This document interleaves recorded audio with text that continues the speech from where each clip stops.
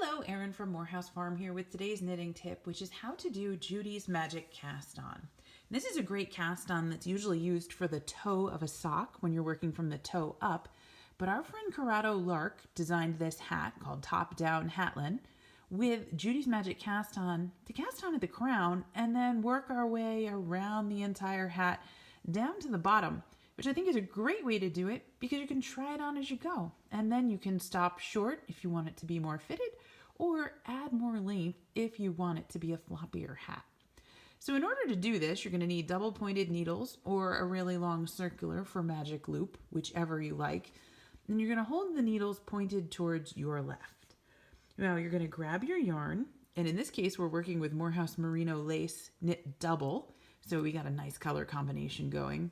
We're going to make a slip knot, which is just wrapping the yarn around our finger and then pulling the end through in a loop, so not all the way through, but that gives you a nice slip knot.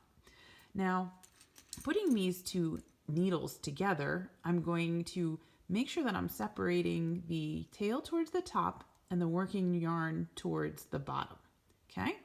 And that's going to give me the setup in order to be able to wrap the top yarn around the bottom needle and the bottom yarn around the top needle by moving these needles. It sounds confusing, but once you get the hang of it and the rhythm going, it's going to be working just fine. So we've got a stitch on the bottom needle. We want to run around the top needle, which means we need to go down and around the top needle and bring the yarn in between them. See how that creates a stitch? And that's number 2. The slip knot counts as 1. This is number 2. So now we need to bring the bottom needle up to the top in order to make a second stitch on that needle, okay? And we'll keep going. So bring the bottom needles down and the yarn comes up underneath and then down between. To get one on the bottom needle, we move it up, grab the top yarn and bring it over the top and in between. Same thing with the top needle and the bottom yarn. Bottom needle and the top yarn. And really you're just going from the outside, right, top or bottom, into the middle in order to get the correct number of stitches. And notice I didn't really need a very long tail in order to make this happen. And when I get to the right number of stitches, of course your pattern will tell you how many that is, you can stop. Just make sure you've got the right number or the even number on both. So I've got 1, 2, 3, 4, 5, 6, 7, 8, 9, 10. 1, 2, 3, 4, 5, 6, 7, 8, 9. So I need one more on the top and then I'm good to go. All right, so there are my stitches. Now, I would normally turn this towards the right in order to start working Judy's Magic Cast On, and I'd need to make sure that I've got my tail wrapped around my working yarn like so in order to make this first stitch, which is the last one that I just cast on, stick. Right? If it's not wrapped around, that's going to be loose and flopping around and come out.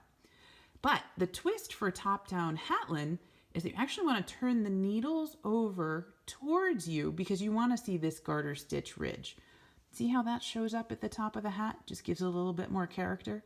Of course, you can go either way that you like for your own hat, but here's how it's written in the pattern. So in order to do this, we've now got our stitches. Right? We want to make sure we have the right number here. So that's where this part becomes really important. The working yarn is going to be in the middle, as is the tail. And I'm pulling them both down just to make sure that I've got the tail wrapped around enough so that this last stitch doesn't come loose. So I'm going to pull out my bottom needle and I'm going to start knitting, making sure I've got the working yarn, not the tail, right? Separate them out. And if you need to hold that guy down out of the way with your other fingers, that's okay. Right? Start knitting, okay? And pull that through. There's one. Now we can start knitting on the second one. And you'll notice I'm really knitting through the back loop here because of the way the stitches are positioned. Right? Now knitters always talk about a back loop and a front loop, and they're talking about where on the needle those legs are. You've heard me talk before about a right leg and a left leg. If you work through the back loop in this case, you're not going to be twisting the stitches because that right leg is already towards the back.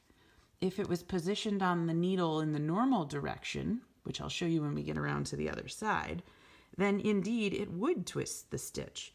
But right now, it's not going to because of the way this particular cast on laid the needle, or laid the yarn on the needle on this side. Okay, so I've gotten to the end of the first side, which means now I need to turn it. I'm going to pull that needle out and I'm going to slide the other one down and in. That's how I'm going to get positioned for the next side. And here I go. And this is what I meant about, see how this right leg in the front is in the front here? It's a little bit tighter.